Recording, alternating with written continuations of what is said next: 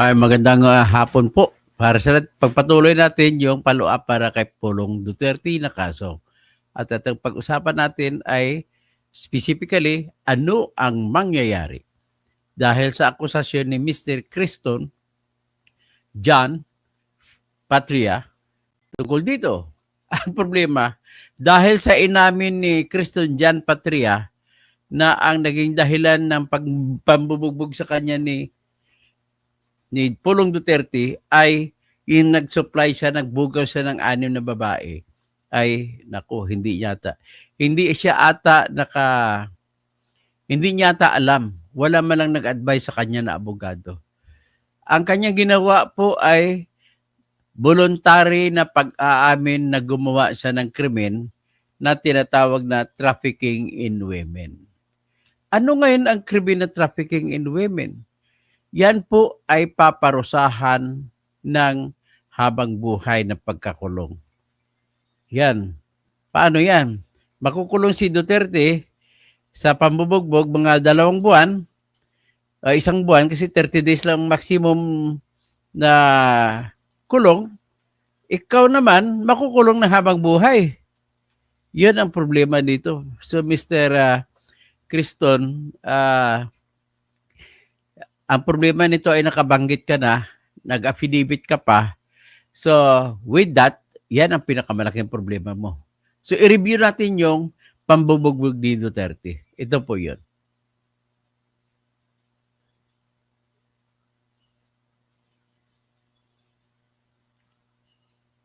Ito yun ha. Ay, yung mga tao ko minsan hindi nag-iisip. Kung hindi ka nagreklamo, wala ka sanang trafficking in women na kaso. So, ito po yon. Yan, si Pulong Duterte, akbang sa saksakin niya ng si Mr. Criston Frias. Yan, yung bugaw ng Criston Frias. Siya ang naging dahilan kung bakit ang pinagbuntungan siya ng galit ng maoy na si Pulong Duterte. Yung binanggaing ulo, headbutting, parang football player pala si Duterte, Pulong. Yan. Wala lang sound Ang CCTV lang walang sound. Pero ayon sa kwento ni John Patria, yan yung hini-headbutt ay binugbog pa daw siya pagkatapos niya na natanggal ang connection ng CCTV. At inamin naman niya, ang dahilan ng pagkagalit sa kanya ni Pulong Duterte ay yung hindi nabigyan ng babae ang yung bodyguard na isa ni Pulong Duterte. So, yan po ang dahilan. Pero nevertheless, nangyari yan, parang inamin naman ni Pulong. So, makukulong si Pulong sa masintensya siya sa sentensya na tawag nito, na pwedeng mangyari niya na slight physical injury lang. Ang problema, wala pang medical certificate na ipinakita si Criston John Patria. Wala siyang medical certificate. So, maaaring ma-absuelto pa si Pulong Duterte. Kasi inamin niya, noong February 25 na nangyari yan, ay hindi siya pumunta sa doktor para magpatingin. Ito si Pulong Duterte, barkada niya yung anak ni Panfilo Lacson. Ayan, sa gitna rin ang anak ni Panfilo Lacson. So, yan po ang nakita ninyo kay Pulong Duterte. So, in other words, titingnan naman natin ngayon, base naman sa pag-amin ni John Patria. Ito naman po ang pag-amin niya. Isa-isahin natin tingnan. Basahin natin.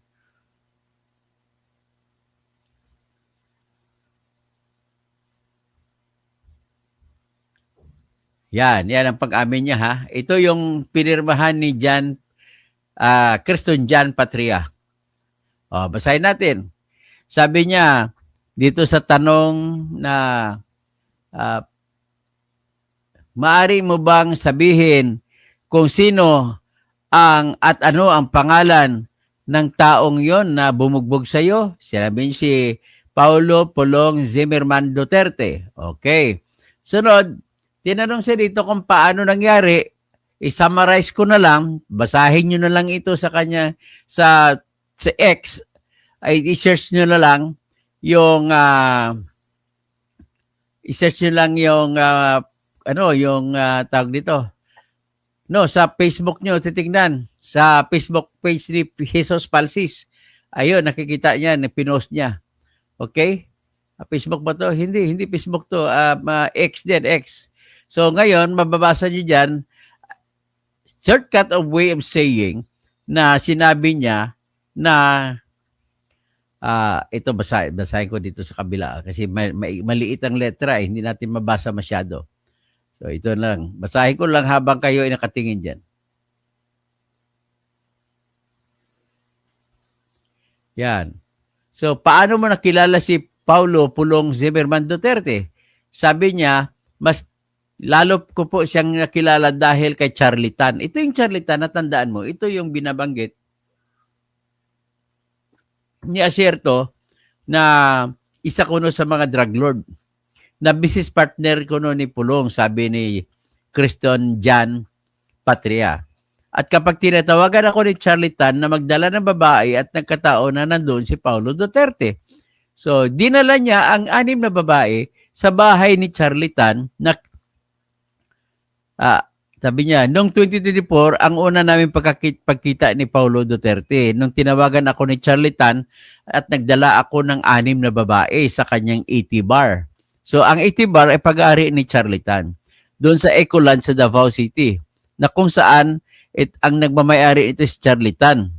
At doon ay nag-inuman kami nila Charlie Tan at pinakilala niya ako kay Paulo Duterte at marami na ring beses kami nagsama ni Charlie at ni Paulo. So number 7, sabi niya, gaano kadalas mo nakausap si Paulo? Yan ang tanong sa kanya ng pulis. Sabi niya, every time na tinawagan ako ni Charlie Tan, doon kami nag-uusap ni Paulo Duterte at lagi niya sa akin sinasabi na palapitin mo sa akin lahat ng babae na dala mo. Question number 8, sino naman si Charlie Tan? Sagot naman ni Christian Jan Patria. Si Charlie Tan po ay isang businessman at siya rin ang may-ari ng 80 bar sa Ecoland, Davao City, na kung saan doon kami unang nagkakita ni Paulo Duterte. So number 9, kailan at saan kayo unang nakita ni Charlie Tan? Noong 2019, sagot niya, noong 2019, ang una namin pagkikita dahil tumawag sa akin ng kaibigan ko kasi si Charlie Tan ay naghahanap ng babae kaya dinalhan ko siya doon sa kanyang bahay sa Woodridge, Maa Subdivision, Davao City. So number 10, para saan ang mga babae na dinadala mo sa kanila? Sagot ni Christian Jan Patria, para po maging ka-table nila habang nag-inuman at kanilang katalik. O katalik, ibig sabihin, alam nyo na yun. Number 11, paano mo nakilala si Charlie Tan? Sagot niya, sa pinakilala po sa akin ng aking kaibigan, kaya doon ay naging magkaibigan kami ni Charlie Tan. So yun ang sinabi ni Christian Jan Patria. So next paragraph, next page. Tinatanong, nabanggit mo na may nangyari pananakit sa iyo. Saan at kailan naman ito nangyari? Sagot naman ni Christian Jan, ito po ay nangyari bandang 3:00 ng umaga noong February 23. Hindi pala, mali pala ako. February 23 pala, hindi pala February 25. Sa loob ng Hersey Gastropub Bar na matatagpuan sa corner Villamor, Sobrecari Street sa Barrio Obrero, Davao City. So number 13, ano naman ang naging dahilan niya bakit kanya sinaktan? Sagot naman ni Christian Jan Patria, hindi ko po alam, nagulat na lang po ako sa pinagugulpinan niya ako. Headbutt habang pinagbumura at pinagbabantaan na papatayin kita, gago ka, at inundayan ng saksak gamit ang kutsilyo at habang putang ina mo, nababanggit talaga ako sa iyo, nagigigil talaga ako sa iyo. Papatayin kita sa kadahilan ng nasobrahan po sa pag-inom si Paulo. Ibig sabihin nagmaoy. So number 14, at paano mo naman nasabing nasobrahan siya sa inom? Sagot, dahil po nakita ko na madami na po siyang nainom na alak. Okay. Number 15, tanong ng pulis, mari mo bang isalaysay ang buong pangyari? Sagot naman ni Christian Jan Patria, opo, noong February 23, mga 7 ng gabi, tinawagan ako ni Charlie Tan, isang business partner ni Paulo, Pulong Semerman Duterte. Number 16, ang tanong ng pulis, ano ang kanyang rason sa pagtawag sa iyo? Sagot naman ni Christian Jan Patria. Sinabihan niya ako na pumunta daw ako sa kanilang bahay sa Woodbridge, Barangay Maa, Davao City at magsama na rin daw ako ng 6 na babae. Yung pinakamaganda at bata na meron ako dahil pupunta raw doon si Paulo Pulong Duterte. Question number 17. Ano ang sumunod na nangyari? Sagot naman ni Christian Jan Patria. Mga alas 8 ng gabi, nakarating sa bahay ni Charlie Tan kasama ang 3 babae na aking kasama at doon na namin naabutan si Paulo Duterte na nag-aantay. Makalipas ang 20 to 30 minutes ay may sumunod pang 2 babae. So, ibig sabihin, ang 6 ang pangako, 5 babae lang naibigay. Nag-inuman kami sa bahay. Ako ay yung 5 babae na kasama ko, si Paulo Duterte at isa niyang tauhan si Charlie Tan at ibang Chinese national na sa tingin ko ay kanilang kaibigan. Inabot na kami ng alas 12 ng hating gabi ng February 23, 2025 at ako ay kinausap ni Charlie Tan. Sinabihan niya ako na samahan ko muna si Paulo Duterte na magbar sa Hershey Bar at hindi na siya makakasama sa kadahilanang magsusundo pa siya ng kanyang anak.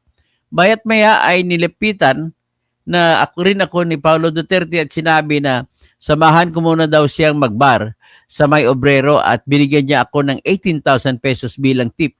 Tapos binigyan niya rin ang 2 sa aking kasamahang babae ng tig 5,000 at sinabi niya na yung kulang ay bibigay niya pagtapos namin magbar.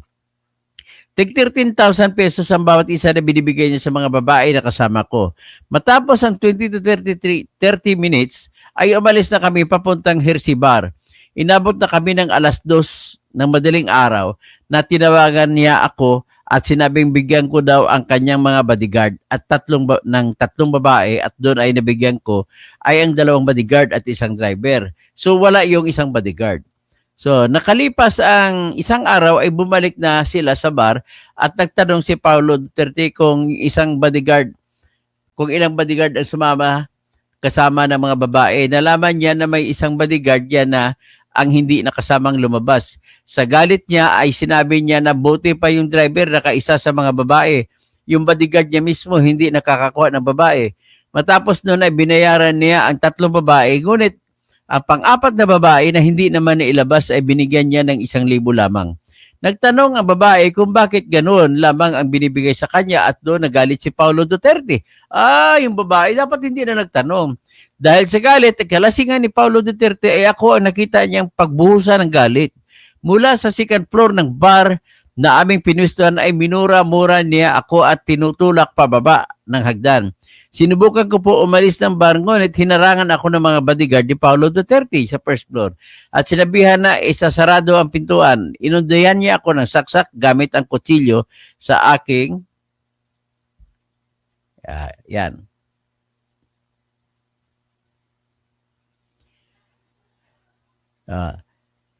Sa aking tagiliran at doon ay pinagmumura niya ako ulit at pinagbabantaan na papatayin kita. At hinidbat niya ako sa ulo ng maraming beses at ako ay humingi sa kanya ng patawad kung ano man ang nagawa kong mali sa kanya. Ngunit patuloy pa rin siya na paghidbat ang aking ulo at inundayan niya ulit ako ng kutsilyo.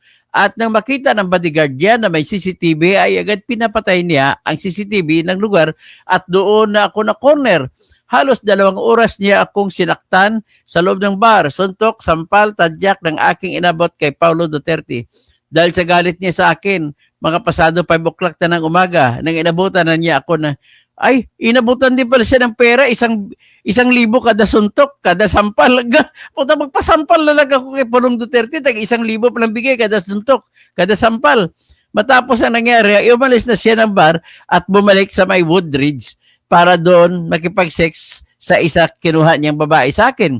Nalaman ko ito dahil sa nagsabi siya na ako ang magbabayad ng pera sa nakasex niyang babae. At kung di ko raw bayaran babae, ako raw ang kanyang papatayin at hantingin. So number 18, tanong ng pulis, kung noong nasaktan ka ni Paulo Duterte, ikaw ba ay sumangguni na kahit saan mang ospital o pang mabigyan ng medical certificate para gamitin laban sa kanya? Sagot naman ni Christian Jan Patria, wala po, hindi ko na po inisip na magpa-medical dahil sa sobrang takot na baka po ako ibalikan niya. At sigurado ako na pagdalaman niya na gumagawa ako ng legal na hakbang para kasuhan siya, ay alam kong may masamang mangyayari sa akin. Ito nga, masamang nangyayari sa iyo ngayon. Bakit? Inamin mo na gumawa ka ng krimen na trafficking in women. Ang kulong niyan habang buhay. Nako, patay tayo si Christian Jan Preyas. At bakit mo nasabi na siguro na may mangyari ngayon sa masama at sa inyong pamilya kung gagawa ka ng hakbang ng legal laban sa kanya? Ang sagot naman ni Christian Jan Patria, dahil po ma-influensya ka ng pamilya doon sa Davao City. Kaya po, hindi na po ako gumawa ng action para kalabanin siya. Question number 20. At kung ganun, anong ebidensya ang meron ka upang mapatunayan mo sa investigasyon na ito na ikaw ay tunay na sinaktan ni Kapulong? Ni Pulong. So sagot niya, alam ko po habang sinasaktan niya ko at hinidbat ay inundayan ng kutsilyo ay may mga CCTV doon sa Hershey Bar. Kaya nga ito nakapag-produce ng CCTV. At paano naman mapatunayan na may mga CCTV talaga doon sa Hershey Bar? Kaya ko po patunayan na may CCTV ang Hershey Bar dahil madalas pa ako napunta sa bar.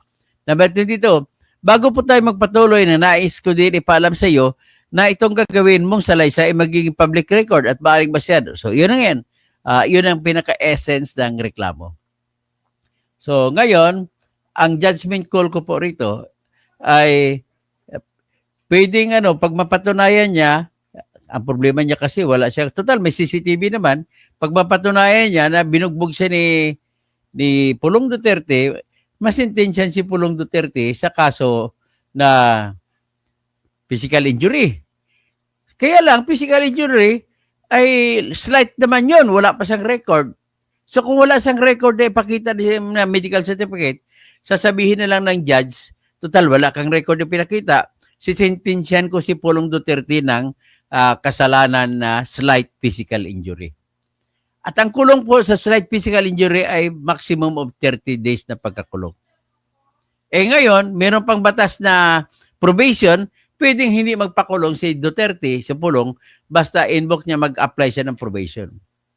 Ang probation po ay binibigay ng batas natin sa mga tao na nakulo na sentensya ng mababa sa 6 na taon pababa para mabigyan sila ng chance na magbago sa kanilang sarili. So, pwedeng itong gamitin ni Pulong at magbago siya. At pwede rin gagamitin ni Pulong yung tinatag na community service law na lahat na maparusahan sa mababang parusa ay pwede na lang magwalis na lang sa kalsada in 30 days. Yan po ang pangyari dyan. So, hanggang dito na lang at mag-shoutout na lang ako. At least alam nyo na ngayon ang resulta. Hindi ko muna kayo nasaktan. Mag-isip kayo kung kayo magreklamo. Kasi ganito, inamin mo na ikaw ay nambugaw. So, ang pambubugaw po ay makukulong kayo habang buhay. Kaya kayo naman may balak mambugaw, mag-isip-isip kayo. Huwag na po kayo mambugaw. Kasi ang pambubugaw ay kulong habang buhay po ang parusa. Mr. Romualdez Tambe, Joseph Goebbels, okay, makulong si Duterte, pwedeng ikulong sa kaso na slight physical injury. 30 days ang kulong. Si Christian Jan Patria, dahil sa kanyang pag-amin, makukulong siya habang buhay sa kasalanan na trafficking in women. So, tapos si Edward Woodward, siya yung binugbog, tapos siya ang makukulong. Pag sure diha, ganun po Edward, kasi hindi nyo pala alam na ang pagbubugaw ay may parusa na habang buhay ng pagkakulong. So yan po ang problema sa kanya. Umamin siya. Taliano Goldbudul, hindi, ayaw lagi tinitirador ni Atty. Toto, si Natolpo at Gwen Garcia at marami pang iba, lahat tinitira nito. Wala namang pagtawad kay sino Jolges Gisolga, donation for my Jolgis, kung magbigay ka, pero kung wala, okay lang. Kung wala, donation, tulungan niyo ako kasi nagbabayad pa ako ng filing fee sa Supreme Court. Gaya nito, magsasampa na naman ako bagong petition sa Supreme Court kung saan hihingiin ko na bawalan ang COMELEC na magsagawa ng bagong Smartmatic na na hidden man in the middle. Yung kung saan dinala ang lahat ng boto doon sa isang makina na may tatak na or internet protocol address na 192.168.0.2. Kaya hingin ko sa Supreme Court na utusan ang COMELEC na huwag maglagay ng design na dadaan muna sa isang makina bago ibibilangin ang mga boto natin. Bago pala i-canvas. So, sino pa? Si Crispin Rivera, mayap agad panapon sa mga kabalin ko. Paul Simon Ongano, walang medical legal, wala din ang babae nagsalita. Daming kwento-kwento. O yan, kaya mahirapan sila magpapatunay kasi kailangan din ipakita yung mga babae na material sa kwento para mapatunayan na totoo nga kinikwento ni Christian Jan Patria. Pero sa kanyang sinabi naman, inamin niya na nabubugaw siya. So kahit wala pa yung babae, pagdating sa korte, inamin mo na hindi mo na pwede babaliin. Kaya makukulong po kayo kung pag kinasuhan kayo ng pulis, ng trafficking in women, makukulong po kayo Mr. Christian Jan Patria ng habang buhay ng pagkakakulong. So, sunod si Raquel. Good day, Dr. Toto. Kung sa Davao nangyari, may possible diba na Quezon sa Quezon mag-report at taga Surigao pa ang state prosecutor Primilito B. Plaza na bata daw ni Boying Remulla. Yan ang alamin natin siguro. Bigyan mo ko ng impormasyon para dyan at para naman magawa natin ng bagong diskusyon yan. Jerry Boy Bahe, Honorable Congressman pa naman si Pulong. So, Rob River, Cabardo, Arado, paano ang grip threat? Doc Kausik, wala grip threat? Wala namang grip threat doon kasi naman kasama sa sa pambubugbog. So, any crime, tandaan niyo yan any crime na ginamit sa paggawa ng isa pang crime ay hindi mo na siya mapaparusahan sa crime na yan. Okay? Halimbawa, may illegal possession of firearms ka kasi wala kang lisensya sa baril, pero ginamit mo sa pagpatay. Hindi na po kayo kasuhan ng illegal possession. Bagkos, kasuhan lamang kayo ng murder. At ang murder ay paparusahan sa maximum sapagkat gumamit ka ng unlicensed weapon. Ganun lamang po yun. Si John Cabinbing, gandang hapon, Dr. Tirador. Rob River, wala na yung grip threat na yun. Kung siya absorb. Ang tawag dyan, absorb. Sa kasong pambubugbog, slight physical injury. Crisita Palyarda, anong kaso ang dapat ang mamugbog po ay nagdulot po ng injury. So ang kaso sa manumbog depende po sa pagkagrabe ng pagbubugbog. Kung minsan ay nabungi o pagkabulag, so depende, mayroong tinatawag na serious physical injuries, mayroong tinatawag na less serious physical injuries, at ito, kung ang paggagamot sa sugat ay hindi lalampas sa 9 na araw, slight physical injury lamang po ang kaso at ikukulong po ng maximum ng 30 days. O di kaya parusahan ng multa. Okay? Mamili na lang ang judge. Si Vampira, attorney, yung kamukha ng mga babae sa mga bugaw, lalo na politiko, anong parusa? Yung mga babae, alam mo, prostitution lang pero sa kanila, pero hindi na natin sila illegal ang prostitution, pero ano naman ipaparusa natin sa babae ng po-prostitute? So, wala po ako nakita na kasalanan sa isang babae ng po-prostitute. Walang parusa na ako nakikita na ipaparusa. Bagkos, pwede siyang gamitin sa ibang kaso sa pagpo-prostitute mo ay kagaya niyan kay Christian Jan Patria, yung prostitution nila ng babae, ginamit sila ni Christian Jan, ay makukulong naman si Christian Jan ng trafficking in women na krimen. At habang buhay na pagkakulong po yan. Okay? So, ngayon, Jimmy Boy Bahe, bakit pinayagan yan sa Davao ang pagbubugaw? Sikreto lang yun. Ikaw naman, Jimmy Boy. Walang pinapayag yan. Para na yung gumawa ka ng pagpatay. Para sinabi mo, pinapayagan ng pagpatay. Wala po nagbibigay ng pagpayag sa pagpatay o pagbubugaw. Bawal po yun. Okay? Ang eksaktong kaso po, hindi human trafficking, kundi trafficking in women. Yan ang tawag sa kasong yan. Although, species, isang uri din siya ng human trafficking. Baby girl, Mirisi, dapat both makulong. O dapat both sila makukulong po.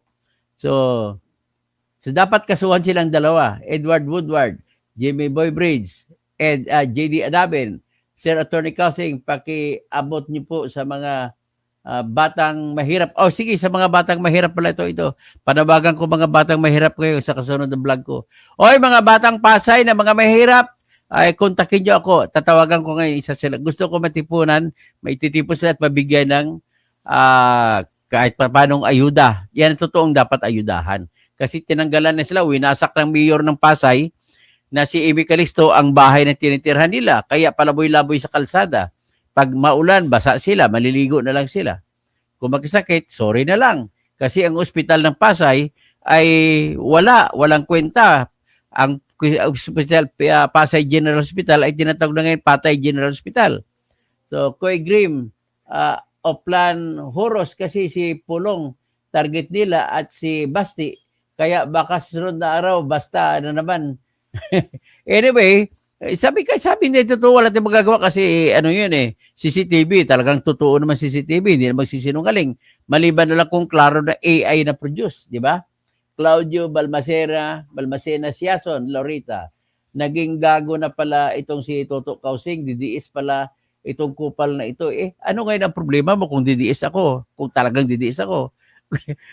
Bakit ako magiging gago? Makakatotohanan lamang ako kung anong totoo nakita ko, yun lamang po ang kakampihan ko. At kapag binaboy pang batas ng Pilipinas, paglalaban ko binababoy batas. Kagaya ng batas na bawal mag-aresto na walang warrant ang local judge, ay bawal po yun. Kaya bawal talaga yun. Ipapakulong si Torre, si Remulla, lahat sila na gumawa ganun. Lagalag Bugisius, bubo ka lang, kaya di mo naintindihan ang logic ni Toto. Pasensya na si Claudio. Kasi si Claudio naman ay understand naman natin anti-Duterte yan. So lahat naman po ng anti-Duterte, wala pong totoo sa kanila. Halimbawa, nagkataon na si Duterte ang dapat panigan sa batas na paglalabag ng pagbatas. So wala tayong magagawa. Kampihan ko yung Claudio. Pero kung tinitingnan mo yun na isang kabulastugan, wala na po ako magagawa. Tanging pwede na po kayo, i-recommenda lang kita doon sa Mandaluyong. Alam mo na kung saan, sa loob ng Mandaluyong. Jimmy Boy Biahe, tama, wala silang sala, ginagamit lang sila. Francisco Ocampo Mangulabnan, palaging mga Duterte na lang ngayon ang pinagtatanggol ninyo, Toto. Wala ko magagawa, Francisco Ocampo. Bakit? Sino ba naman ang kakampihan ko sa BBM? Panay nakaw naman. Sige nga, sabihin mo sa akin. Panay nakaw ginagawa, kakampihan mo. O, si Duterte, hindi naman nagnakaw sa ngayon dahil hindi sila presidente. O, binaboy pa ang batas ng Pilipinas sa pag-aresto sa kanya. Kakampihan ko talaga ang konstitusyon ng Pilipinas. Mind you, I will not shed even an inch of fear just to defend what is our law and what is our constitution. Ganun lamang po ako. Ronnie Medina, Dok Toto, kung mapatunayan nagkasala sa batas si Torre, ay marami pong pwede mag-aresto sa kanya. Huwag kayong maglala, madali lamang po. At inamin na rin ni Torre na nagkasala siya sa kasalanang illegal arrest at saka arbitrary detention na kung minsan pwede mong tawagin na hilaw na kidnapping. Attorney, maaari bang maging grounds ang ikakaso nila kay Pulong para pagbawalan siyang maging kandidato? Ay, hindi po pwede maging ground kasi ano lang yun slight physical injury lang, kahit makulong pa siya dyan. Wala pong kaakibat na parusa na pagbabawal sa pag-okupa ng opisina. Tapos, Taliano Golbudal, J.D. Adabin, salamat, no? 18 imprisonment para mabar sa pagkakandidato. Ang sa kandidato naman ay hindi pa naman kailangan sintensyahan siya muna. Pag masintensyahan niya, sa kanila siya pagbawalan ng 5 taon sa tinatawag na moral turpitude. Pero sa ngayon, wala pa po. Kahit na nakapambugbog. Kailangan mo na sentensyado mo na ng korte. So, Mirapi Interio, fake news yan. Anong fake news dito, Mirapi? Ikaw talagang fake news. Hindi mo nakita. Pinakita ko na dokumento sa'yo. Fake news pa ako. Pinakita ko na yung CCTV na nambugbog si Duterte. Fake news pa ako. Anong klase? Saan ako pupunta nito? Ikaw ata fake news, Merope. Pasensya na, Merope, ha? Songbird, good job, attorney. Charlie Whiskey, videos are not accepted as evidence unless it was, madali lamang po i-verify dyan, Charlie. Ang ipaupo ko lang na testigo dyan, yung nag-record ng video, at yung kung CCTV yan, yung nag-operate ng CCTV at yung nag-download. Ganun lang po kasimple. Madali lang po yan. Maliban lang, ang hirap lang kapag pinasok mo ng AI. Yan, dami-daming AI na lumalabas. RSD yan, legit video yan, sir. Bakit makakadigong ka na ngayon? Hindi legit mo po. Inamin na po inamin na ni Pulong na nambugbog na siya. Ganun lang kasimple. Although hindi direkta, sa aking implication lamang. Okay? Tama nga, hindi yan AI. Pares lang tayo ng tingin. Tapos, so inamin na, anong inamin siya? Kahit na maaminin ko pa DDS, ano ba masama, Francisco? Wala namang masama pag maging DDS ka. Ano, tatawagin mo ko DDS? Just because dinepensahan ko yung karapatan ng mga taga-DDS na binababoy. Eh, bahala ka, kampiyan mo, di. Maka-BBM po kayo. Ang tawag ko siya, maka-BBM ka. Ganun lang po kaya ikaw. Matagal tayo magkaibigan. Pero yung ganong akusasyon, hindi po masama ang magiging DDS. Kung magiging DDS man ako. Ganun lang kasimple. Taliano Golbudol, 18 months. Elidio Julio, both straight, PDP Laban, Toto Ramos, unfollow ko po kayo. Iba na ang ano mo ngayon. Iba yung follow mo ako, wala akong problema. Tata Ramos, hindi wag mo akong takutin na dahil hindi ang gusto niyo sinyo, ang totoong kwento sa inyo, yung tirahin mo si Duterte lagi gaya ng ginagawa ni Kainso. Hindi po pwede yan. Sa panahon, lahat ng panahon, hindi mo sabihin na nagsinungaling si Duterte, may mga bagay dito totoo siya sabi niya. Kaya yung pabababoy sa batas, yan po ang aking dinidipinsa nito. Okay? Bahala. Okay, thank you po for once upon a time nagiging subscriber kita. Salamat po. Rocket, pwede po ba na kasuhan na maglabas ng video? Ay hindi naman pwede kasuhan na naglabas ng video kasi wala namang nagrereklamo sa video. In fact, si Pulong, inaamin niya na palang totoong video, although hindi direkta. Lipol Viloria, one at a time muna. Regine Ford, believe talaga ako sa panindigan na tapang mo, Attorney Kausing. Charlie Whiskey, that's your freedom of expression. Use it. Tama po. Jerry Boy Bahe, John Ray Madalagdag, may kasalanan silang dalawa. Ang diferensya kay Juan, ang paggamit niya sa politiko, di niya alam mas malaki kasalanan niya. Tapos Francisco, ikaw, paano naman ang may biktima? Ang biktima, Francisco, ay dito kasuhan sa Pilipinas para dito ikulong si Digong. Hindi naman ibig sabihin kung dinepensa ko na walang jurisdiction ng ICC, ay hindi na mapaparusahan si Digong. Mali. I'm sorry kaibigan. Hindi po ako papayag sa argumento mo na kung dinidepensa mo si Digong sa ICC ay hindi na mapaparusahan. Mali! Magbablog ako, ipakita ko sa inyo yung disenyo ni Marcos at si Marcos po ang dahilan kung bakit hindi niya. Siya ang nagdesisyon na huwag kasuhan si Digong dito sa Pilipinas. Papakita ko sa inyo yung ebidensya sa sunod po.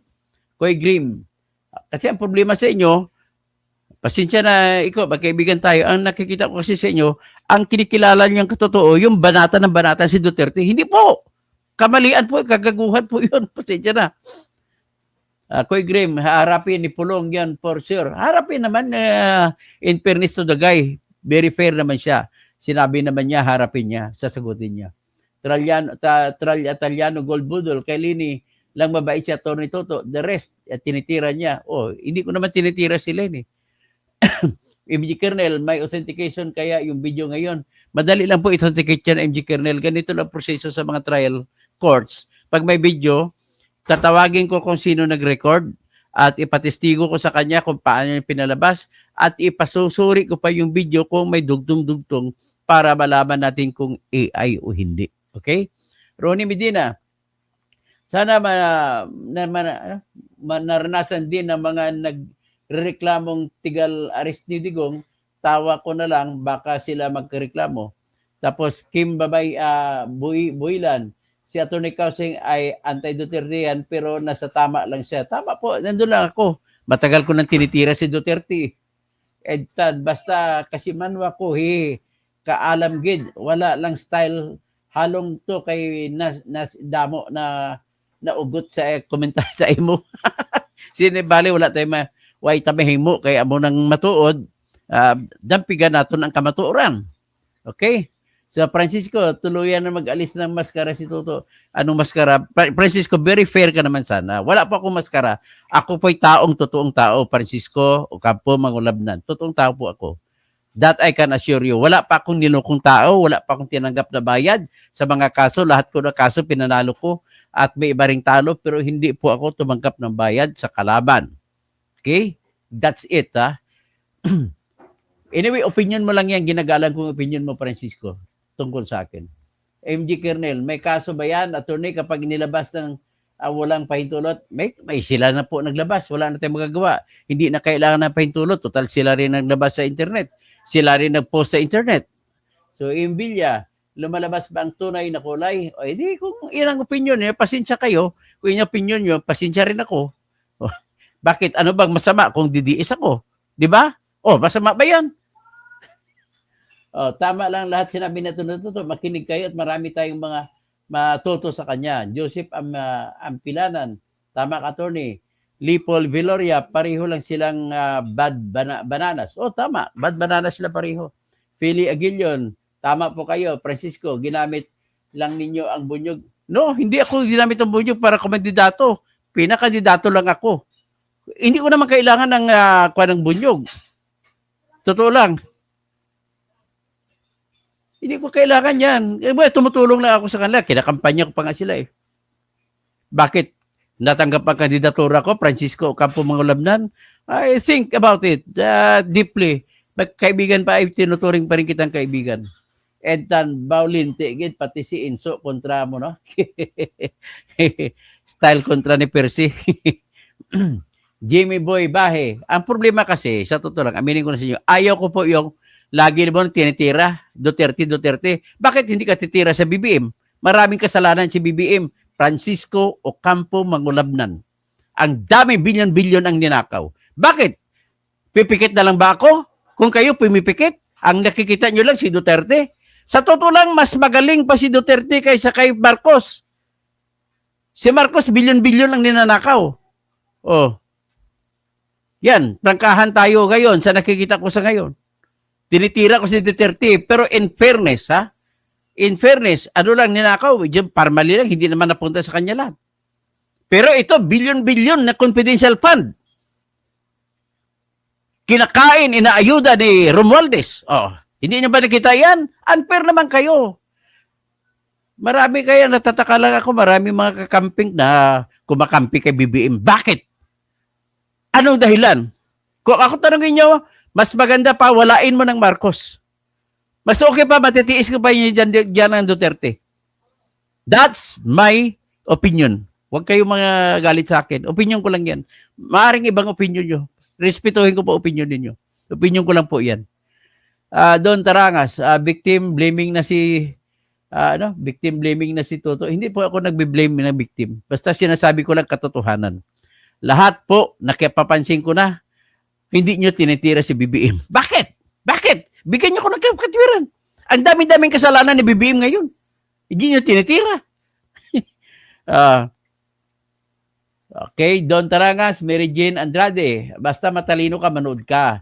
T.C.S. Lee, Gala, mag-friend kayo ni Atty. Inso. Mag-friend pa rin kami. Inrespeto niya rin, in fairness to Atty. Inso, inrespeto niyang opinion ko, personal ko opinion yun. I cannot be dictated. I'm a person who cannot be dictated what I thought about. And do not tell me what I should do. Ganun lang kasimple po. That's why, isa sa dahilan na disbar ako dahil ini-insist ko kung anong gusto ko mangyari. Ganun lamang po. Noipi Sports Pride, tuloy lang katuto. Dami ka din matutunan sa batas dahil sa iyo. Bienvenido Campipi. Sir, follow kita para sa tama lang. Lolet de la Rosa, unsubscribe na din kita, Toto. Wala po akong problema. Mag-subscribe ka, Lolet de la Rosa. It's not my problem. It's yours kasi nabubulagan kayo sa mga kunwari na mga vlogger din. Hindi totoo po yung sinasabi nila. That I mind you. Ang problema lang po sa inyo, kasalanan mo lang sa akin ay naniniwala ka lahat ng magbigay ka ng isang pagkontra sa isang batas, sa paglabag ng isang batas at na taon na kakampi kay Digong Duterte, ay mali na sa inyo. Kumbaga, ang definition nyo, yung truth news, ay yung birahin si Duterte kahit kasinungalingan. Yan ang true news sa inyo. Ang fake news sa inyo ay kung nakakita ka ng isang kabalian na ginawa laban sa Duterte at iyon ay kinukontra mo, kagaya sa pagbababoy ninyo sa konstitusyon na nagsasabi ang warrant of arrest ay tanging judge lamang natin na mag-issue at walang sinumang taong maaresto, and yet kakampihan ninyo, pasensyahan tayo, I will not go with you. That's it. If you do not like may rules of the game, then wala na ako magagawa. Hindi ko naman kayo mapipilit. This is democracy. You are free to choose.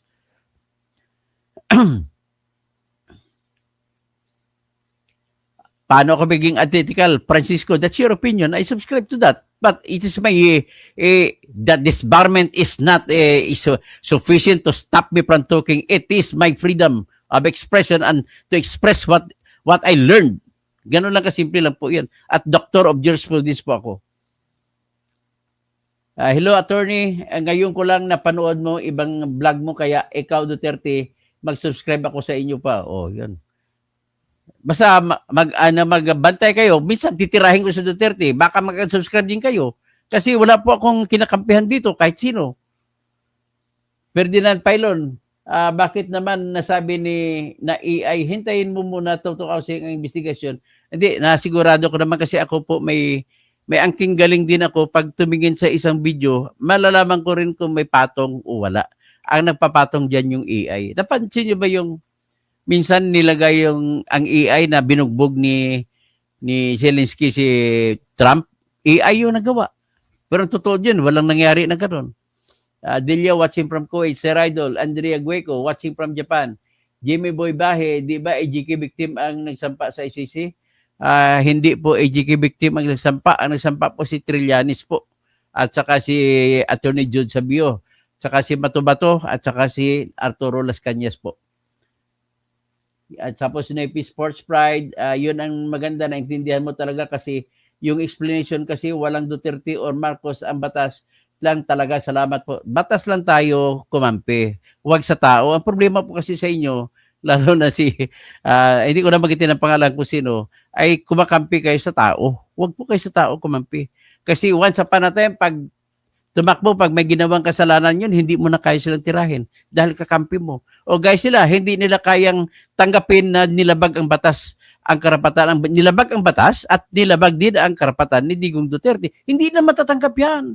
Kasi sa kanila, ang true lang ng balita ay yung titirahin mo si Duterte. Yun na kasimple.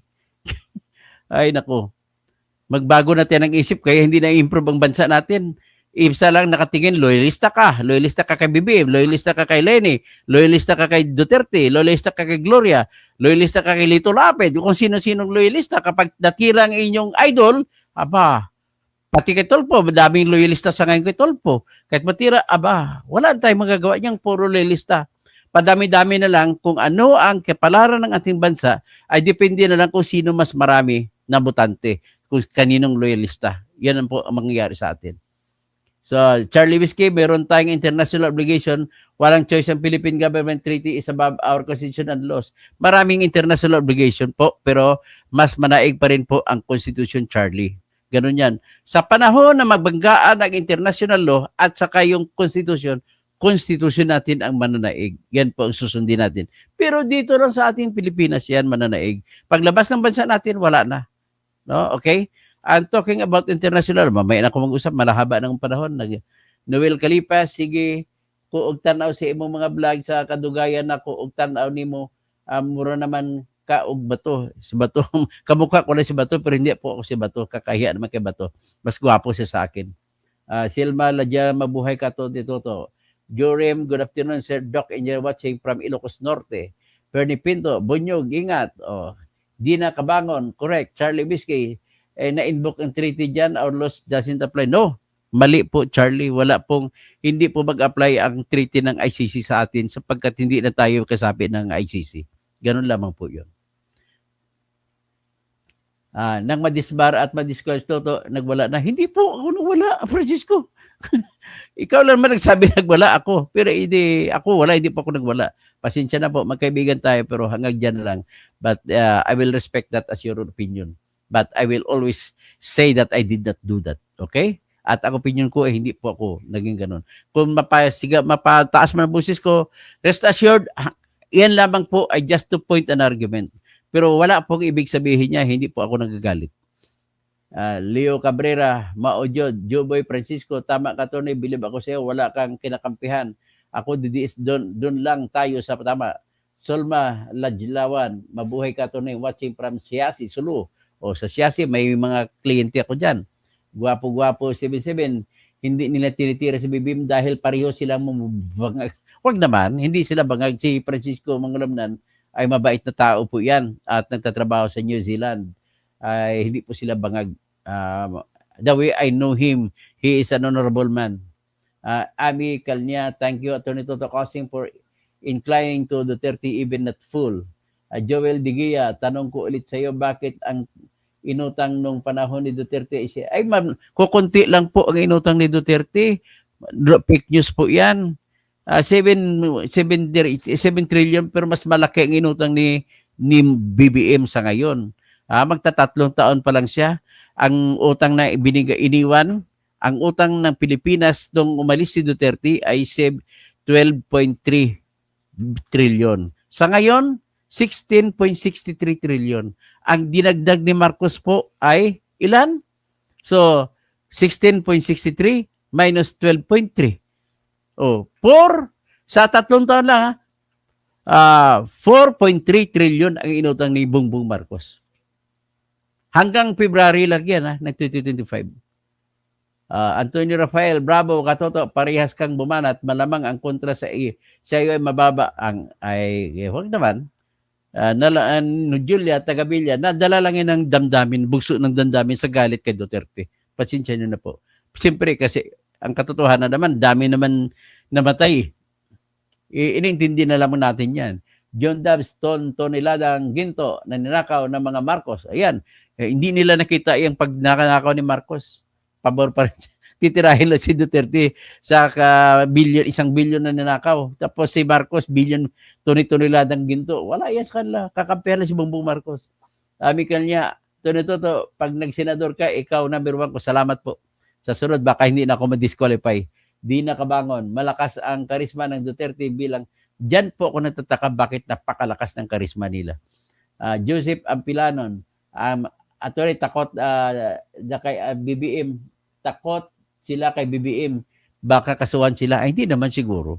Nagkataon lang na doon lang sobrang galit na kay Duterte, nabulag sila at hindi na nakita yung mga kagaguhan ng BBM. Sabong Bicol, idol kita Engineer Toto, sa mga explanation mo, mga issue tungkol sa bayan. Salamat po, Sabong Bicol, maray na hapon. Fit Chu, masyado silang makapokus sa mga faults sa mga Duterte, samantalang mas malala pa ang pinagagawa ng administrasyong ito. Tama po kayo, yan po paningin ko, opinion ko po yan, pero may basehan pong aking opinion. Mary Jane Andrade, like Dan, I love this channel, exact name, Toto Tirador. Salamat po. Salamat Francisco, pasensya mo na ako Kunwari, nabson ng utang, nabson sa utang, nabaon pala sa utang si Toto sa pagka-ospital sa nanay niya, pero ilang araw lang bumili ng brand new Toyota Vios. Wala po akong Toyota Vios, Francisco. Hindi po yun, ang meron po akong kinuha ko po ay yon, Nissan Kicks, installment po yun, Francisco Campo Mangulamnan. Siyempre installment yan. Hanggang ngayon binabayaran ko po. Never once in my lifetime na nakabili ako ng cash na sasakyan. Puro po installment. Yan po. Siyempre, bebenta ko yung luma ko, mayroong pang down sa bago, ganun lamang po ang buhay sa Pilipinas. Alam mo naman, di na kabangon. Yeah, amical niya, for me, nagkasing faling kayo ni Attorney Libayan. Si Attorney Libayan ay hinahangaan ko rin siya. Napilit niya kung anong tingin niya sa batas, yun din yung binabanatan niya. Elizabeth Opinion, saludo ko sa iyo, sir. Salamat. John Dubs, sa 2028, ibubuto ko talaga ito sa pagkasenador. Salamat po, John. rap boys, Whitey, wala ka na karapatan maggamit ng batas tuto na disbar. Anong walang karapatan? Lahat kayo ay may karapatan, ay may, lahat po tayo ay may obligasyon na alamin ang batas. Because ignorance of the law excuses no one. I have all that right to express what I do believe in the laws and to explain it as I understand it. Nasa inyo na lang yan kung gusto nyo maniwala sa akin o hindi. Hindi po ako namimilit. Magiging bawal lang ako sa pagkadisbar ko kung gagamitin ko ito sa korte. Okay? Kung ako ay tatayo sa isang tao para maging abogado, bawal po sa akin yun. But then, nobody can stop me from expressing what I know. Everybody is entitled to his knowledge, to express his knowledge. Ganun lang po. ASS, dito na tayo sa totoo. Mila B. Anino, good afternoon po. Easy, idol talaga kita po. Sana hindi po ako nagbabago, pero pasensya na ha. Hindi, pinangunahan na kita. Kung mababanatan ko yung paborito mo, pasensya na, mababanatan ko na. But, I am fair enough. Kung ano lang ang nakita kong paglabag sa basura, sa batas natin. Noy Lapira, mas matalino po kayo kay Torre Libayan. Ay, iba naman siguro ang talino niya. Iba naman sa akin. Pangit po tanggapin. Paul Viloria, sino dapat maunang ma-impeach? Dapat ang pag-impeach po kasi ay kailangan mayroon kang numero na kakampi. Si Sara walang kakampi, si BBM maraming kakampi. Hindi ma-impeach si BBM kahit na marami na siyang kasalanan na dapat i-impeach. Yung pagkampi pa lang niya kay Gwen Garcia na suspindi ng ombudsman, impeachable offense na yon. Bawal yun, pakialaman yung galaw ng ombudsman. Elvira Agoilo, we love you, Atty. Tama yung ginawa mo dahil si BBM talaga at si Romaldez, sila po nagkasabot kaya nakahitat-hitat itong ating budget ngayon eh. Elvira, tapos Socrates Tero, neutral ito si Idol Tuto. Neutral lang po talaga ako. Noel Villalujas, Noepi Sports Pride, hayaan mo na rin yan sila. Dr. Tuto, mahirap pa ipaintindi. Opo, Marcos Duterte, pareho lang muna, mura. O yun, talagang pasensya na Francisco ha. I'm your friend. I will your friend. I don't know if you don't consider me as a friend just because of this. But rest assured, if you will come to me and you will seek my help that I know I can give, I will not refuse to give it to you. Kalmado playlist. Tama, bakit mo idolize ang isang tao na hindi na mali na ang ginagawa? Kampihan pa. Kasi kampi-kampihan sa tao po yan pag nakatingin tayo sa tao. Jerry Boy Bihay, Antonio Rafael, Jeneline Isaac, okay, Angelina Palomo, ESH, sino pa sing iba? Siguro hanggang dito na lang muna at mag-50 minutes na tayo, 52 minutes.